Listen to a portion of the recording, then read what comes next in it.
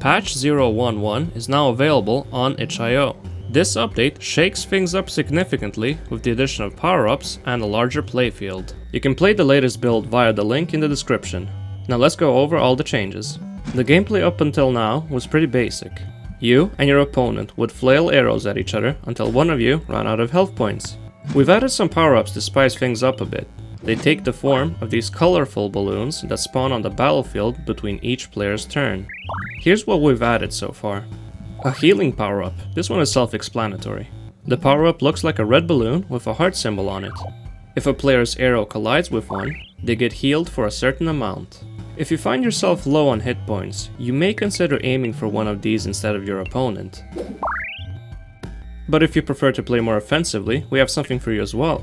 The second new power-up is a damage multiplier, depicted by this green balloon with a dagger symbol.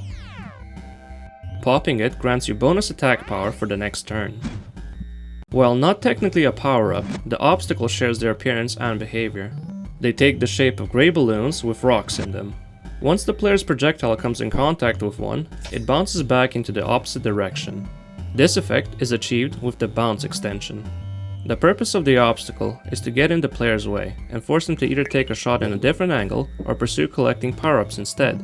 It's still a bit easy to find a good angle and keep repeating the same shot over and over. Hopefully, the rocks will add some strategic variety into the mix. Here's a quick roundup of everything else that's changed. The length of the battlefield has been extended by 66%. The additional distance between the players will make it a bit harder to land successful shots, and it gives power-ups plenty of interesting spots to spawn. To account for all the added space, we implemented a zoom feature. You can zoom out and get an overview of the playfield by pressing the Z key on your keyboard if you're playing on a PC or laptop. The game has been exported with a fixed aspect ratio, meaning that you should no longer see the engine's default background when resizing the browser to anything besides 16:9. That covers what's new in this version. Be sure to check the game out on itch.io. You can find a link in the description. Join us next time for something a bit more explosive. Thanks for watching, and see you soon.